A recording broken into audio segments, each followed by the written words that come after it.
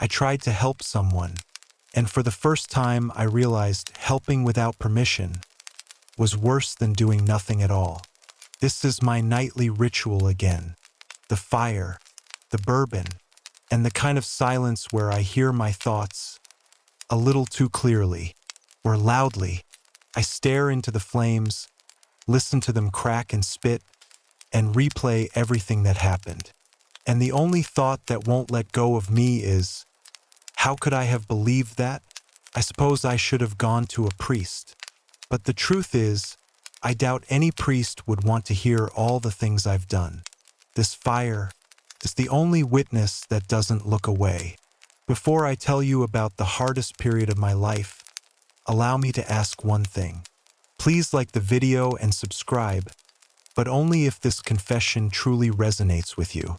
And let me know in the comments where you're listening from and what time it is for you. It means something to me, knowing who I'm opening my soul to tonight. I will not give names.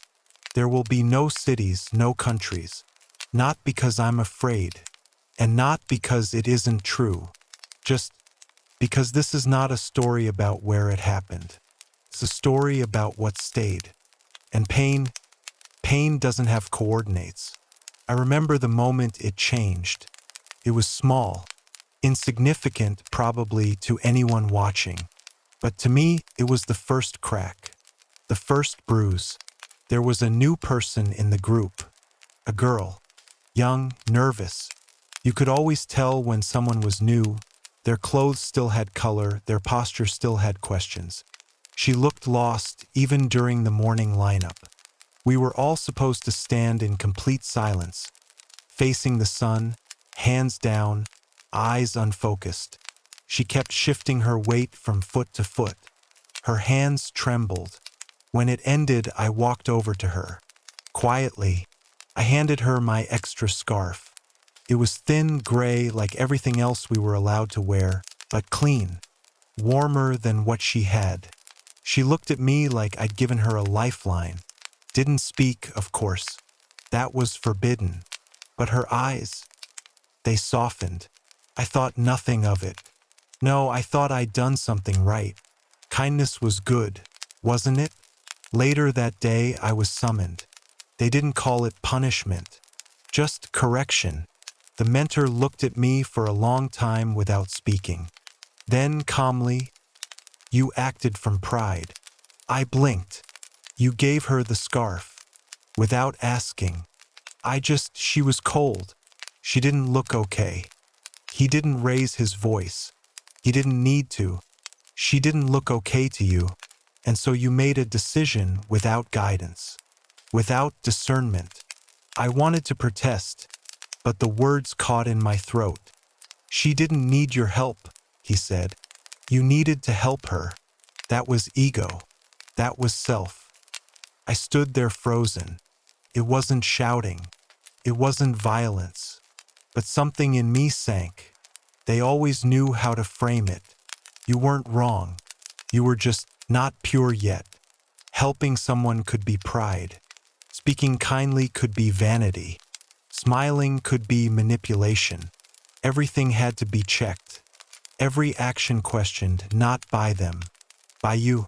That night I stayed up late, sitting on the cold stone floor, asking myself, did I help her for her sake, or because I wanted to be seen? And the more I thought, the less sure I was. They were right. I couldn't trust my own motives. I didn't know where the gesture ended and where I began, so I didn't fight it. The next day I apologized, not to her, to them. I said I'd overstepped, that I'd confused kindness with pride. They smiled. That smile, it was warm. It was approval. And something in me relaxed, maybe even enjoyed it. After all, they weren't angry. They just wanted to teach me. From that day on, I didn't offer help. Not unless asked. Not unless instructed. And even then, I always paused, just long enough to wonder, would this be ego again? It wasn't fear. It was clarity. I began to see things differently. Others who helped too much, they were corrected too. Those who smiled at the wrong time, shared food too eagerly, even those who adjusted someone's posture without being told, all gently reminded, help is not always help. We were told, true goodness is obedience. Real compassion waits for guidance. Love without permission is rebellion. And slowly, those ideas didn't sound cruel. They sounded safe. Because once you stop trusting your intentions, once you stop believing your heart is clean, you stop reaching out. And you stop failing. They called it humility. I called it relief. Because maybe they were right. Maybe I didn't know what was best. Maybe thinking I did, even with good intentions, was the very root of my sickness. And in that system, the sick were not cast out. They were trained. And I wanted to be trained. I started watching myself. Not just my actions, my thoughts. And not out of fear, but because I believed in the process. They said initiative was a wound. A scar from the world we'd come from, the world of I want, I think, I decide. They told us, action without order is chaos. Movement without permission is pride. And I believed them. At first, it was just about avoiding mistakes. If I didn't offer help, I wouldn't overstep. If I didn't speak, I couldn't say the wrong thing. If I didn't act, couldn't sin. But then, I began noticing something deeper. Every time I paused, before reaching, before moving, before reacting, I felt a strange kind of safety. Like I wasn't exposed anymore. Like I was under shelter. There was a moment, and I remember it like a bruise under the skin. One of the brothers was sweeping the corridor. The broom slipped from his hand and hit the floor. I was just beside him. My instinct was instant. Pick it up, hand it back. But I stopped. I froze.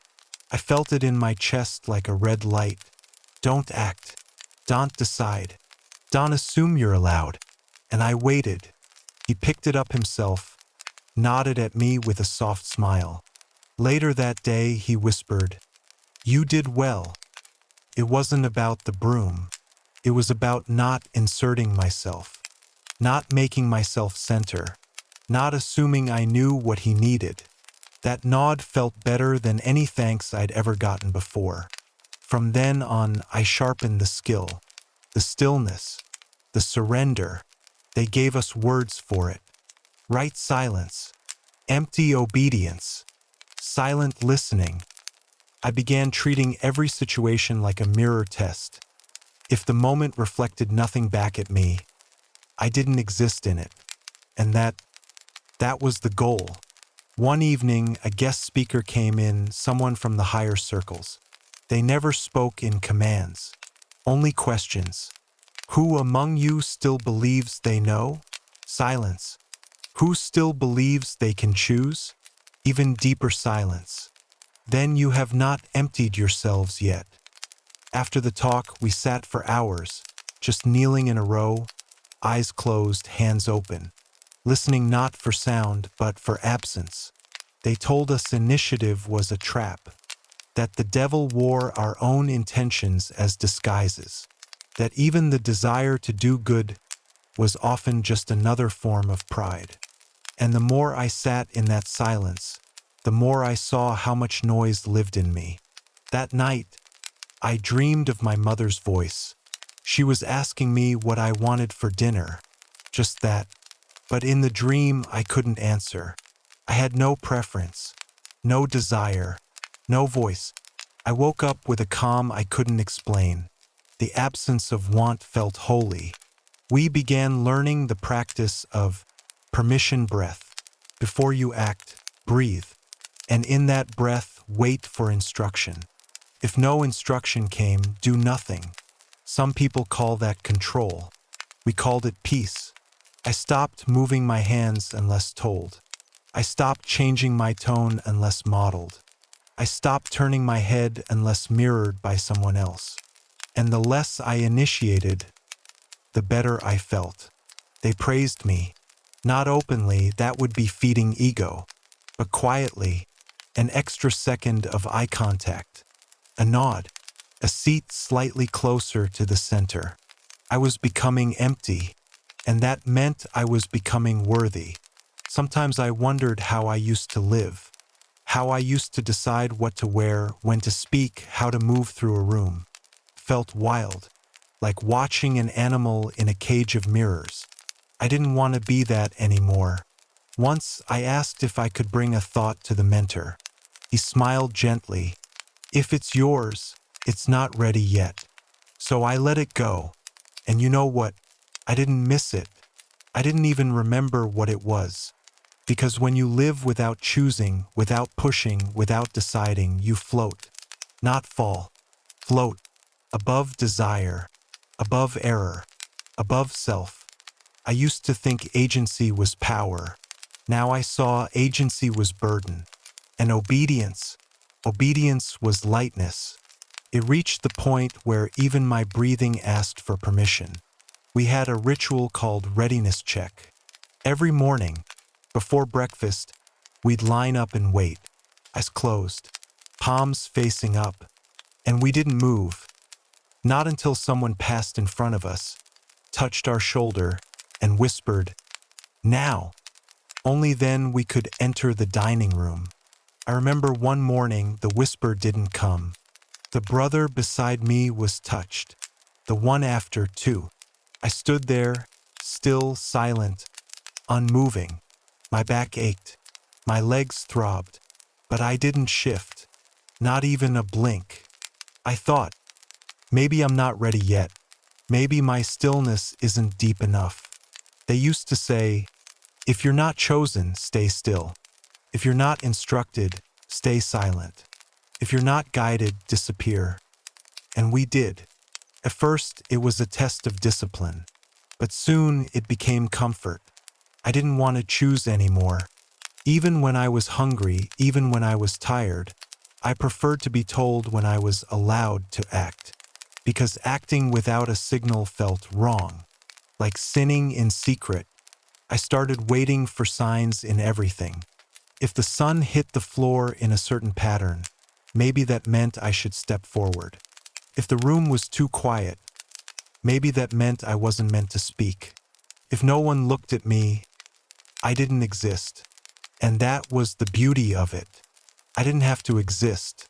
Existence was noisy, heavy, demanding. But when you stop choosing, you vanish. Softly. Even the smallest gestures became permissions. Can I close my eyes during prayer? Can I stand closer to the fire? Can I ask for another blanket? No one stopped me, but no one encouraged me either. And that taught me the lesson. Anything unacknowledged is likely wrong. I once picked a flower on our walk back from work duty. It was small, purple, beautiful. I didn't show it to anyone, just placed it in my coat pocket. That evening, the mentor said, "Today, something was taken without asking." My stomach dropped. He didn't mention the flower. He didn't look at me, but I knew.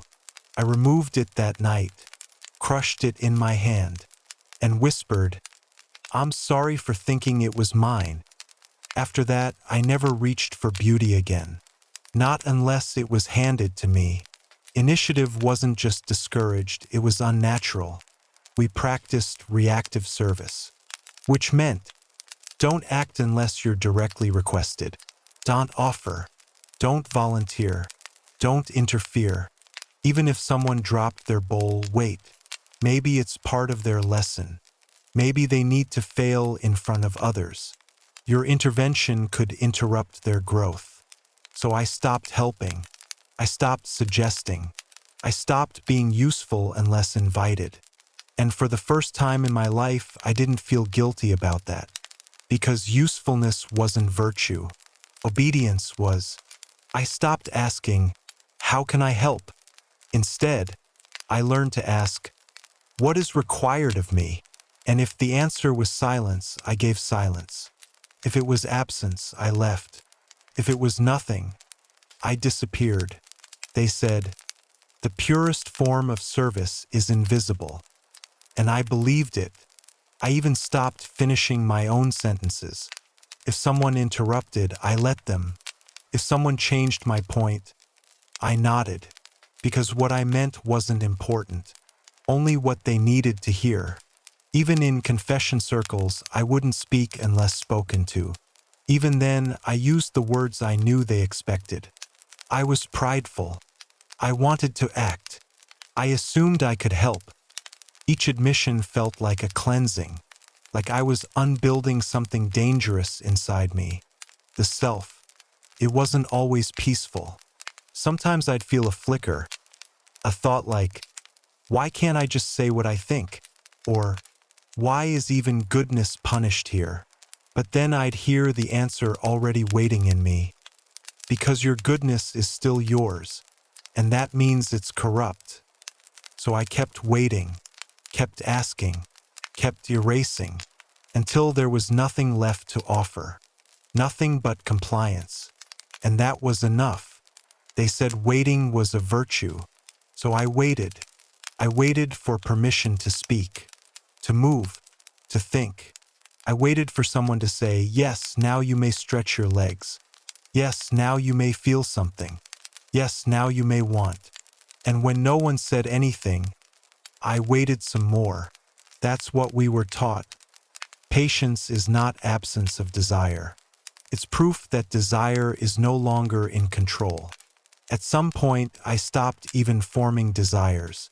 I caught them early, like pests in the kitchen, before they grew legs, before they ran wild. If I felt a need to scratch my neck, I asked myself, is this mine? Or just a reflex? If I wanted to adjust how I sat, I asked, is this rebellion? Is this weakness? Is this pride? Eventually, I found it easier to simply stay still. Stillness was safe. Stillness didn't get punished. Stillness didn't offend anyone. Stillness was praised. And the more they praised me, the more I wanted to be still forever. We were told stories about people who acted without asking. One man shared food with a starving boy before the morning bell. Another tried to fix a broken lamp without permission. They weren't beaten. They weren't yelled at. They were mourned, like they died spiritually, like their impulse had killed something sacred inside the group. We held a silent meal for them. No one mentioned names. Only the lesson was clear: initiative is death. That stuck with me more than any scar would have.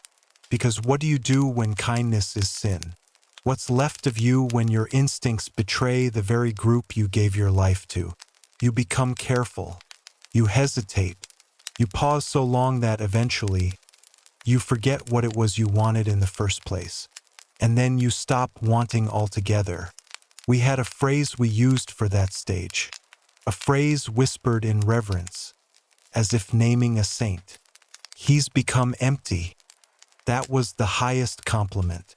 Not smart, not kind, not helpful. Empty. Empty meant there was no ego left. Empty meant no thoughts interrupted the flow. Empty meant no hesitation between the command and the action. I started to crave that.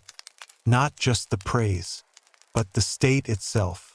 The weightlessness of it. The calm that came when I didn't have to question, didn't have to interpret, didn't have to understand. Just obey. I remember once they left me alone in the room for a while. No one said anything, just silence. Everyone gone. No instructions. And I froze, not because I was scared, but because I genuinely didn't know what to do. Not like, I don't know what I want, but more like, I've forgotten how to move without being told. So I sat, and I waited, even though no one was watching, even though the door was open. It wasn't that I was afraid to act. It was that action didn't exist anymore unless it was given to me. Eventually someone came in and asked, "Why didn't you get up?" And I said the only honest thing I could think of. I didn't know I was supposed to. They smiled. They placed a hand on my shoulder and said, "Good." That smile stayed with me for days. It meant I was doing well. It meant I was getting closer to the ideal, closer to being nothing but a vessel. You might think I missed who I was before, but I didn't, 'cause I didn't remember who I was before. And even if I did, he felt foreign, loud, disruptive, proud. He made decisions. He asked questions. He thought he knew what was good. I didn't want to be him anymore. I wanted to be pure.